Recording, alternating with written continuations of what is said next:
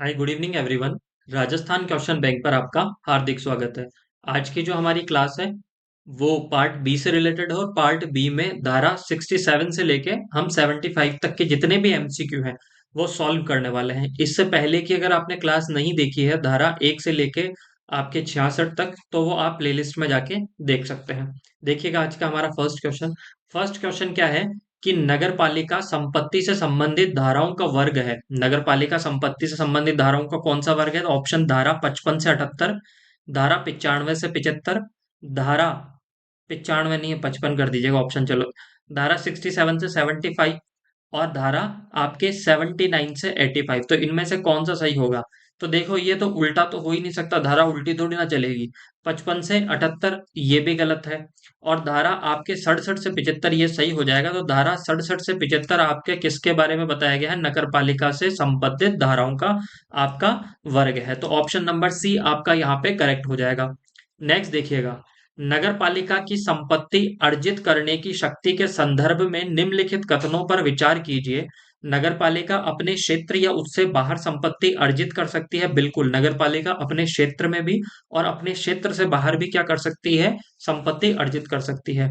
नगर पालिका दान के द्वारा, क्रय द्वारा, पट्टे पर, जंगम और स्थावर संपत्ति को अर्जित कर सकती है। ये भी आपके सत्य है। तो इसमें से दोनों ही कथन आपके क्या है? सत्य है। तो ऑप्शन नंबर आपका सी यहाँ पे क्या हो जाएगा? करेक्ट हो जाएगा। नेक्स्ट देखिएगा, धारा 67 का संबंध है। धारा 67 का आपका संबंध किससे है? तो आपका 67 का संबंध नगर पालिका के संपत्ति अर्जन और धारण करने की शक्ति से, भूमियों के आवंटन और नियमन से, संपत्ति के अंतरण और सुविधाओं से और भूमि के अनिवार्य अर्जन से। तो इनमें से कौन सा आपका सत्य होगा?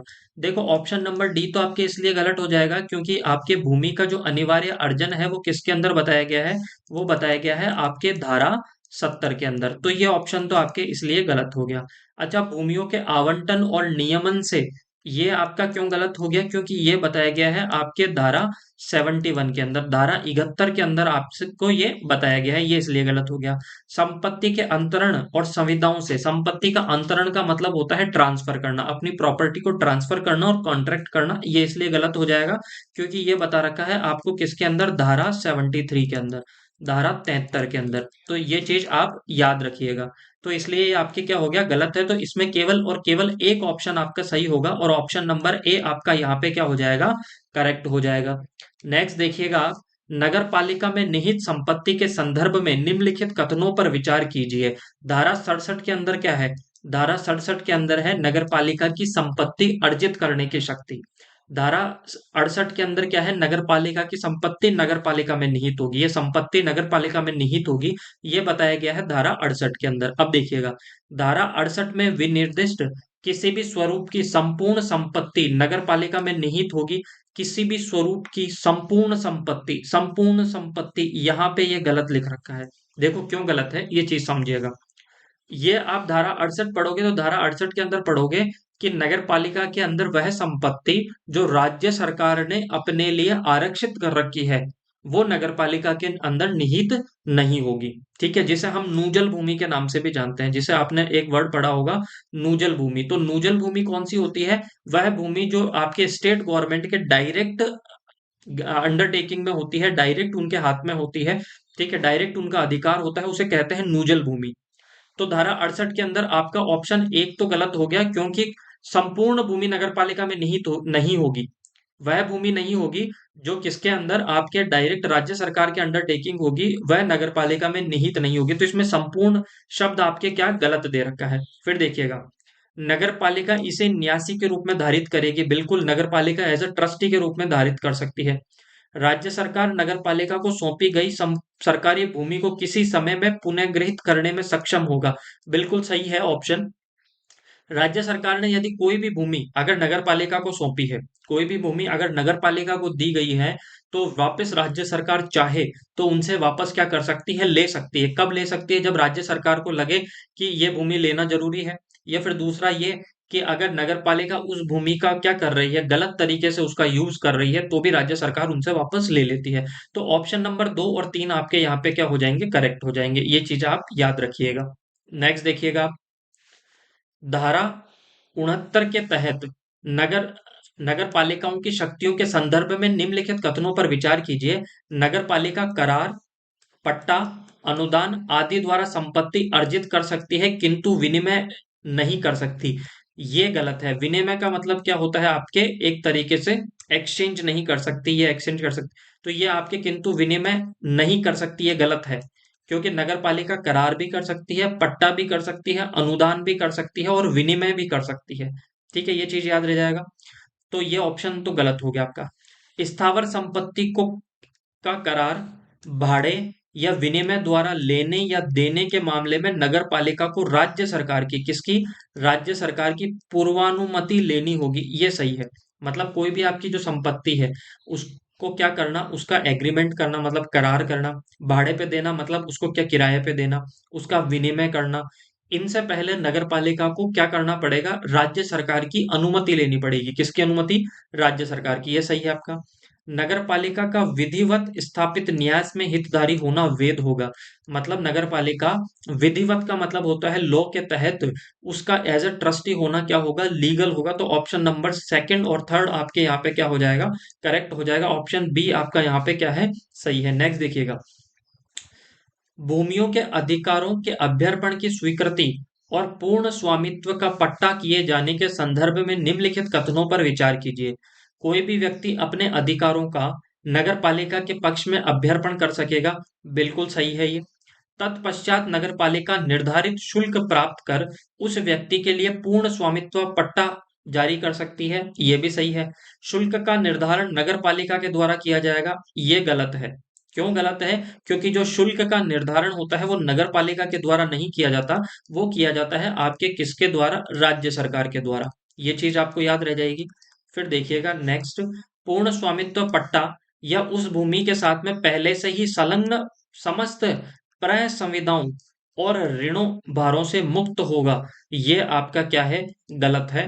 तो ऑप्शन नंबर एक और दो आपके यहाँ पे क्या हो गए? करेक्ट। मैं वापस समझा देता हूं आपको। देखिएगा, आपके जब आप धारा 69 पढ़ते हो, धारा आप 69 पढ़ते हो, तो धारा 69 के क के अंदर ये लिखा है। इसको सिंपल से समझिए कि आपको कोई भी भूमि जो आपकी गैर कृषि भूमि है वो आपको अपने नाम पे करवानी है। तो इसकी प्रोसेस क्या है? सबसे पहले क्या करोगे? आप अपनी जो जमीन है, जो आपकी जमीन है, उसे आप क्या कर दोगे? नगर पालिका के पक्ष में अभ्यर्पण कर दोगे। अभ्यर्पण का मतलब होता है नगर पालिका को सौंप दोगे। क्या कर दोगे? नगर पालिका को सौंप दोगे। तो पहला काम नगर पालिका को सौंप दिया। फिर नगर पालिका उस पे क्या लेगी? आपसे कोई शुल्क लेगी। आपके नाम करने पर उससे नगर पालिका आपसे क्या लेगी? शुल्क लेगी।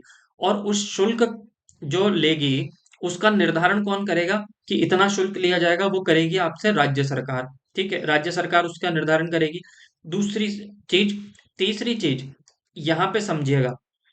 जब आपने कोई प्लॉट वगैरह जब आप अपने नाम पे करवाते हो, उस प्लॉट पे आपके ऑलरेडी क्या चल रखा है? कोई ऋण आपने ले रखा है। ठीक है, कोई ऋण ले रखा है। तो ऋण ऐसा नहीं है कि आपने नगर पालिका के नाम पे कर दिया और नगर पालिका के नाम पे करने के बाद में कुछ पैसे देने के बाद में वो आपके नाम पे हो जाता है। तो वो जो पहले वाले ऋण वगैरह ये हैं उनसे आप मुक्त हो जाओगे। ये गलत है। देखो इसमें फोर्थ में यही तो लिखा था कि पूर्ण स्वामित्व पट्टा उस भूमि के साथ पहले से ही संलग्न समस्त क्रय संविदाओं और ऋण भारों से मुक्त होगा। मुक्त नहीं होगा, युक्त होगा। पहले से अगर आपके ऋण चल रहा है तो उस पर कंटिन्यू चलता रहेगा। ये ऑप्शन आपके इसलिए गलत हुआ है। ठीक है, ये चीज याद रह जाएगी। और थर्ड इसलिए गलत हुआ था क्योंकि शुल्क का निर्धारण किसके द्वारा किया जाएगा? वो किया जाएगा आपके राज्य सरकार के द्वारा। तो चार उसमें है, चार स्टेप। पहले आपने अपनी जमीन किसके नाम पे कर दी? वो कर दी आपने नगर पालिका के पक्ष में अभ्यर्पण कर दिया। कुछ पैसे दिए जिसको डिसाइड करेगी राज्य सरकार। वो पैसे देने के पश्चात में आपके नाम पे कर दिया जाएगा। ठीक है। फिर थर्ड क्या था कि अगर उस पे कोई भी अगर लोन वगैरह चल रखा है, ऋण आपने ले रखा है, ठीक है, तो वो फिर आपके क्या हो जाएंगे? कॉन्ट्रैक्ट वगैरह वो आपके नाम पे करने के बाद में भी वो कंटिन्यू रहेंगे। ये चीज है इसमें। ठीक है। नेक्स्ट देखिएगा। भूमि के अनिवार्य अर्जन से संबंधित धारा है।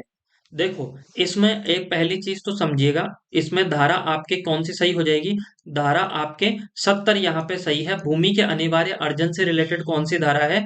धारा 70। आई होप आपको ये चीज याद रहेगी। अच्छा, धारा 76 क्यों गलत हो जाएगा? क्योंकि धारा जब 76 पढ़ोगे तो धारा 76 के अंदर पढ़ोगे आप क्या? राज्य वित्त आयोग। क्या पढ़ोगे? राज्य वित्त आयोग। ठीक है। फिर धारा 77 के अंदर था राज्य वित्त आयोग की सिफारिशों का क्रियान्वयन। और धारा 78 के अंदर पढ़ोगे राज्य सरकार के द्वारा सहायता। किसके? राज्य सरकार, राज्य सरकार के द्वारा सहायता, राज्य सरकार के द्वारा सहायता। ये 78 के अंदर है, तो ये इसलिए गलत हो गया। 76 के अंदर राज्य वित्त आयोग है, ये इसलिए गलत हो गया। धारा 72 क्यों गलत हो गया? तो धारा 72 इसलिए गलत है क्योंकि धारा 72 के अंदर ये लिखा गया है कि नगर पालिकाओं के द्वारा अगर कोई कॉन्ट्रैक्ट कर दिया किया जाता है, तो उस कॉन्ट्रैक्ट के लिए राज्य सरकार के द्वारा, नगर पालिका के द्वारा कोई भी क्या किया जाता है, कोई भी कॉन्ट्रैक्ट किया जाता है, कोई भी संविदा की जाती है, तो वो राज्य सरकार के द्वारा प्रयुक्त अधिकारी के द्वारा एक निश्चित सीमा में की जाएगी। जबकि भुगतान किसके द्वारा किया जाता है? भुगतान किया जाता है आपके किसके द्वारा? नगर पालिका के द्वारा। ये धारा 72 के अंदर लिखा हुआ था, इसलिए आपके ये तीनों गलत हो गए। धारा आपका 70 यहाँ पे सही है। नेक्स्ट देखिएगा, नगर पालिका द्वारा भूमि के अनिवार्य अर्जन के संदर्भ में निम्नलिखित कथनों पर विचार कीजिए। नगर पालिका अपने क्षेत्र में ही भूमि का अनिवार्य अर्जन कर सकती है। गलत है। नगर पालिका केवल अपने क्षेत्र में ही भूमि का अनिवार्य अर्जन थोड़ी कर सकती है, वो तो बाहर भी कर सकती है, नगर पालिका के बाहर भी कर सकती है, क्षेत्र के बाहर। तो ये इसलिए गलत हो गया। इसके लिए नगर पालिका को राज्य सरकार की पूर्वानुमति लेनी होगी, ये करेक्ट है। मतलब अगर नगर पालिका को अनिवार्य भूमि का अर्जन करना है, तो नगर पालिका को क्या करना पड़ेगा? राज्य सरकार की पहले क्या करनी पड़ेगी? आपकी अनुमति लेनी पड़ेगी। ये चीज समझ में आया? देखिएगा फिर नेक्स्ट, राज्य सरकार द्वारा निर्धारित मुआवजे और अन्य प्रभारों का भुगतान नगर पालिका अर्जन कर सकती है। कर अर्जन कर सकती है मतलब राज्य सरकार ने जो निर्धारित जो मुआवजे की बात की गई है, इसके अलावा जो अन्य खर्चे हैं, उनका भुगतान नगर पालिका के द्वारा किया जाएगा। और नगर पालिका के द्वारा वो भुगतान करने के पश्चात ही वो क्या कर सकती है? उस भूमि को अर्जित कर सकती है। तो ऑप्शन नंबर 2 और 3 आपके यहाँ पे करेक्ट हो जाएंगे। नेक्स्ट देखिएगा आप, धारा 71 के अधीन वसूल किए गए प्रभार व शुल्क जमा किए जाते हैं। तो देखिएगा, यहाँ पे राज्य की संचित निधि में, नगर पालिका की निधि में, राज्य सरकार द्वारा निर्धारित निधि में और उपयुक्त समानुपात में। तो देखिएगा, राज्य सरकार द्वारा निर्धारित निधि में। जब धारा 71 हम पढ़ते हैं, ठीक है, धारा 71 के अंदर क्या लिखा हुआ है? कतिपय भूमियों का आवंटन और नियमन। ठीक, क्या लिखा हुआ है? धारा 72 के अंदर आपके भूमियों का भूमियों का आवंटन, भूमियों का आवंटन व नियमन, ये चीज याद रखिएगा। तो भूमियों का आवंटन व नियमन किसके अंदर बता रखा है? तो भूमियों का आवंटन व नियमन आपको बता रखा है किसके अंदर? आपके धारा 71 के अंदर। पहली चीज तो ये याद रखिएगा। जब भूमियों का आवंटन व जो नियमन किया जाता है, उससे जो शुल्क आता है, वो शुल्क किसके पास में आएगा? वो शुल्क आपके जो निर्धारित किया जाएगा, वो राज्य सरकार के द्वारा निर्धारित किया जाएगा कि राज्य संचित निधि में कितना जाएगा और नगर पालिका की निधि में कितना जाएगा। हालांकि ये दोनों ही सत्य है कि संचित, राज्य की संचित निधि में भी जाएगा, ऑप्शन सही हो जाएगा आपका, नगर पालिका की निधि में भी जाएगा, परंतु उसका निर्धारण तो राज्य सरकार के द्वारा किया जाता है। इसलिए ऑप्शन यहाँ पे सी सही है और ये दोनों गलत हैं। जाता तो राज्य की संचित निधि में भी है, नगर पालिका की निधि में भी जाता है, परंतु इसका निर्धारण किसके द्वारा किया जाता है? ये जो निर्धारण किया जाता है, ये राज्य सरकार के द्वारा किया जाता है, इसलिए ऑप्शन सी यहाँ पे करेक्ट होगा। नेक्स्ट देखिएगा, धारा 72 के संदर्भ में निम्नलिखित कथनों पर विचार कीजिए। यह नगर पालिका के कार्यों के निष्पादन हेतु राज्य सरकार द्वारा नियुक्त अधिकारियों द्वारा संविदा करने और उसके लिए भुगतान करने से संबंधित है। बिल्कुल सही है। नगर पालिका द्वारा निर्धारित राशि की सीमा तक अधिकारी संविदा कर सकता है, यह भी करेक्ट है। नगर पालिका ऐसी राशि का भुगतान करने हेतु आबद्ध होगी। ठीक है, तो ये आपका ये भी सही है। तो इसमें सभी कथन सत्य हैं। देखो, धारा 72 के अंदर क्या लिख रखा है, मैंने पहले भी बताया था। धारा 72 के अंदर लिख रखा है कि नगर पालिका कोई भी संविदा करती है। संविदा का मतलब कोई भी कॉन्ट्रैक्ट करती है, कोई भी समझौता करती है। तो वो समझौता किसके द्वारा? तो वो नगर पालिका की तरफ से समझौता या कॉन्ट्रैक्ट कौन करेगा, एग्रीमेंट कौन करेगा? तो राज्य सरकार के द्वारा नियुक्त अधिकारी के द्वारा। अच्छा, कितने तक का समझौता कर सकती है? तो उसके लिए भी फिक्स नियम बना रखा है राज्य सरकार ने। राज्य सरकार ने नियम बना रखा है कि इतने इतने बजट तक का या इतनी राशि तक का जो संविदा या कॉन्ट्रैक्ट किसके द्वारा किया जाएगा? राज्य सरकार के किस द्वारा? प्रयुक्त अधिकारी के द्वारा किया जाएगा। किसकी तरफ से? नगर पालिका की तरफ से। परंतु उसका भुगतान किसके द्वारा किया जाएगा? नगर पालिका के द्वारा। तो ये चीज याद रह जाएगी। तीन चीजें याद रखनी है। पहली, कॉन्ट्रैक्ट कौन करेगा? तो राज्य सरकार के द्वारा प्रयुक्त अधिकारी। कितनी सीमा तक करेगा? तो ये एक नगर पालिका, सॉरी, नगर पालिका द्वारा निर्धारित राशि। मैंने यहाँ पे आपको गलत बता दिया था। नगर पालिका द्वारा निर्धारित राशि तक नहीं, ये आपके गलत है। राज्य सरकार द्वारा निर्धारित राशि, राज्य सरकार द्वारा निर्धारित राशि तक, ये चीज है ना, वहां तक क्या कर सकता है? संविदा कर सकता है। नगर पालिका ऐसी राशि का भुगतान करने हेतु आबद्ध है। तो एक चीज यहाँ पे याद रखिएगा, यहाँ पे ऑप्शन कौन सा करेक्ट हो जाएगा आपका? ऑप्शन सी करेक्ट होगा, 1 और 3।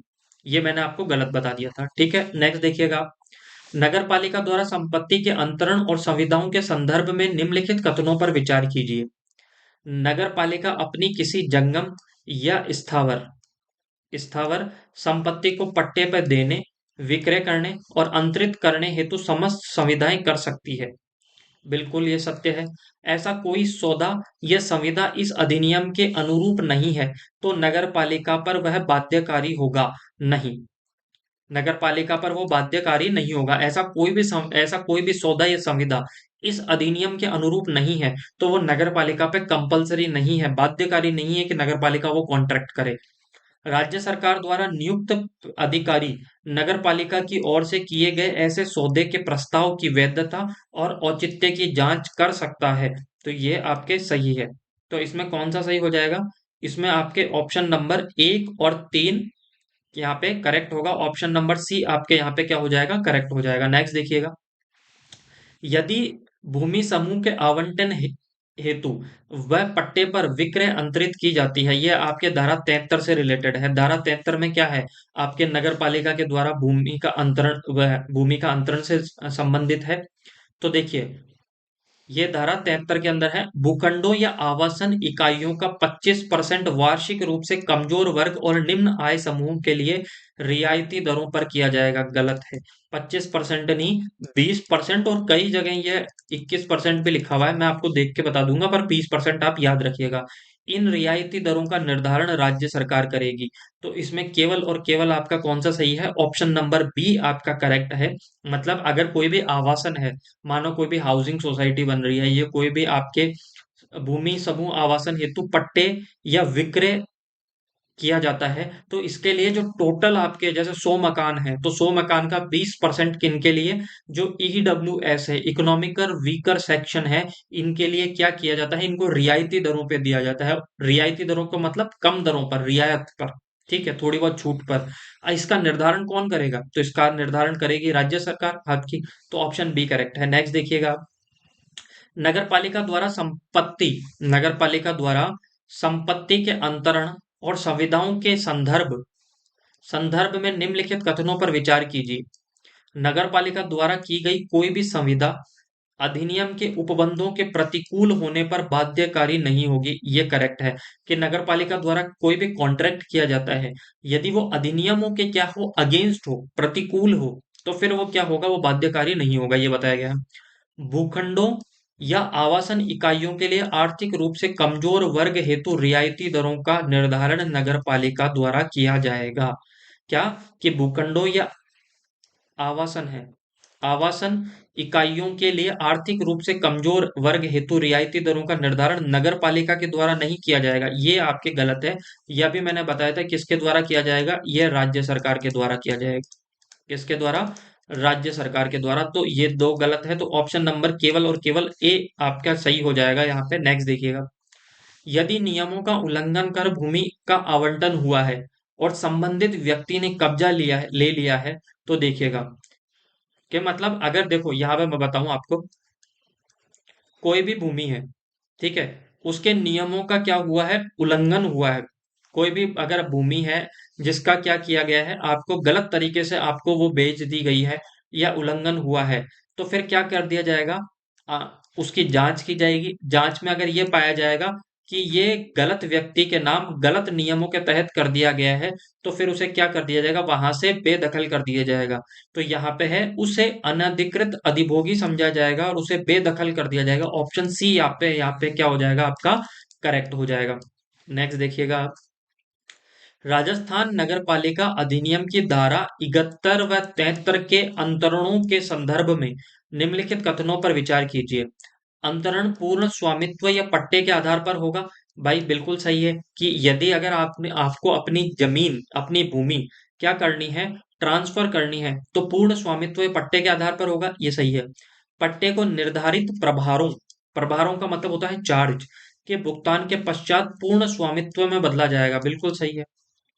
ठीक है, तो ऑप्शन एक और दो आपके यहाँ पे क्या हो जाएंगे, करेक्ट हो जाएंगे। एक और दो दोनों ही यहाँ पे क्या है, सही है। यदि नगरपालिका को तथ्यों कारणों के साथ में विश्वास हो जाए कि मिथ्या मिथ्या आचरण या विधि का उल्लंघन के द्वारा भूमि का आवंटन प्राप्त किया गया है, तो पट्टा विलेख क्यों रद्द नहीं किया जाए, ऐसा नोटिस जारी किया जाएगा, बिल्कुल सही है। नोटिस की अवधि न्यूनतम 14 दिन होगी, ये गलत है, न्यूनतम 7 दिन होगी। या संबंधित व्यक्ति को सुनवाई का अवसर दिया जाएगा, ये गलत था आपके। नगरपालिका के निर्णय के विरुद्ध निर्णय की तारीख से 15 दिनों में राज्य सरकार या उसके प्राधिकारी के समक्ष अपील की जा सकती है, यह सत्य है। सिविल न्यायालय को इससे संबंधित मामलों में लेने की अधिकारिता नहीं होगी, ये भी आपका करेक्ट है। तो आपका कौन सा, 1, 3 और 4 आपके यहाँ पे क्या हो जाएंगे, करेक्ट हो जाएंगे। देखो मैं वापस समझा देता हूँ आपको, होता क्या है, यहाँ पे इसको एक एग्जांपल से समझाओ कि कोई ए जमीन है, ए नाम की कोई जमीन है, वो आपको गलत तरीके से क्या कर दी गई है, आवंटन कर दी गई है। ठीक है, गलत तरीके से क्या कर दी गई, आवंटन कर दी गई। नगर पालिका को ऐसा लगा कि ये गलत तरीके से आपको आवंटन की गई है, तो इसकी जांच करवाई जाएगी। ठीक है, इसकी क्या करवाई जाएगी, जांच करवाई जाएगी। और जांच के अंदर आपको क्या कर दिया जाए, आपको सो कॉज नोटिस भेजा जाएगा, मतलब आपको कारण बताओ नोटिस भेजा जाएगा कि आपका जो पट्टा है, जमीन का पट्टा है, ठीक है, ये क्यों रद्द नहीं किया जाए। आप हमें कारण बताइए कि जो आपके नाम पे जमीन है, इसको क्यों रद्द नहीं किया जाए। तो उसके लिए आपको मिनिमम 7 दिन का टाइम दिया जाएगा कि 7 दिन में आप कारण बताओ। अगर 7 दिन में आपने जो कारण बताए, अगर ऐसा नगर पालिका को लगा कि ठीक है भाई ये इलीगल तरीके से आपके नाम पर हुई है, तो फिर क्या कर दिया जाएगा, आपको वहां से अनअधिकृत कर दिया जाएगा, अनऑथराइज्ड आपको वहां से कर दिया जाएगा। अब जब निर्णय दे दिया गया, तो इस निर्णय के विरुद्ध, नगर पालिका के निर्णय के विरुद्ध आप कहाँ पे जा सकते हैं, राज्य सरकार के पास में, या राज्य सरकार के कोई भी प्राधिकृत अधिकारी के पास में। आप 15 दिनों के अंदर आप जा सकते हैं। 15 दिनों के बाद भी जा सकते हैं कि क्या, तो बिल्कुल 15 दिनों के बाद जा सकते हैं, पर उसके समय में आपके पास में एक वैलिड रीजन होना चाहिए कि मैं 15 दिनों के अंदर क्यों नहीं आ पाया। ठीक है, फिर दूसरी चीज इसमें याद रखनी है कि सिविल न्यायालय को इससे संबंधित मामले लेने की अधिकारिता नहीं होगी। तो यहाँ पे कॉल केवल आपके कौन सा, 1, 3 और 4 यहाँ पे सही होंगे। नेक्स्ट देखिएगा, किस धारा के तहत नगरपालिका को अपनी स्थावर संपत्ति की तालिका और मानचित्र के निर्माण हेतु निर्देशित किया गया है। किसमें किया गया है, धारा 72 में, 74 में, 78 में, 88 में। तो देखिएगा ये किसके अंदर किया गया है, ये आपको किया गया है 74 के अंदर। 74 के अंदर क्या बताया गया है कि एक तो 74 के अंदर बताया गया है कि नगर पालिका की संपत्ति की क्या होगी, एक तालिका बनी होगी। तालिका का मतलब होता है एक इंडेक्स बनी होगी कि नगर पालिका का ऑफिस कहाँ पे है, कितने घर हैं, इनकी पूरी एक तालिका बनी होगी।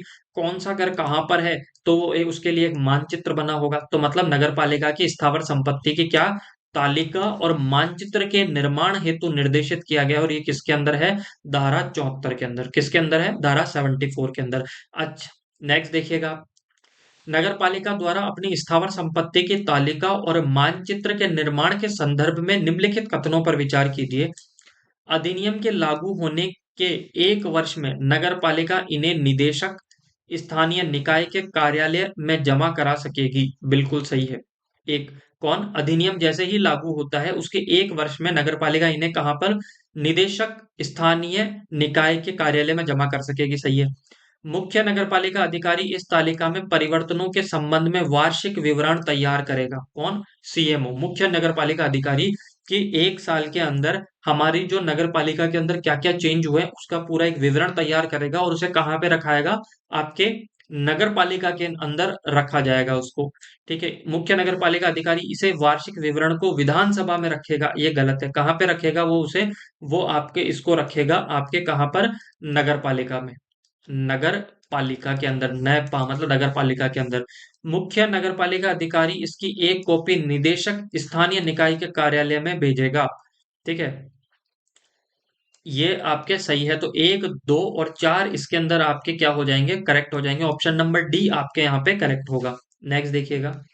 नगर पालिका अपने क्षेत्र में स्थित निजी संपत्तियों को शामिल करते हुए नगरीय भूमि और समस्त संपत्तियों का अभिलेख तैयार कर सकेगी, संधारित कर सकेगी और नियमित रूप से आन अदिनांकित अपडेट कर सकेगी। उपयुक्त प्रावधान बताइए किसमें है, 75 में है, 78 में है धारा, धारा 85 में है, धारा 88 में है, तो ये किसके अंदर है, ये आपका धारा 75 के अंदर बताया गया है। तो ऑप्शन नंबर ए आपका यहाँ पे क्या हो जाएगा, करेक्ट हो जाएगा।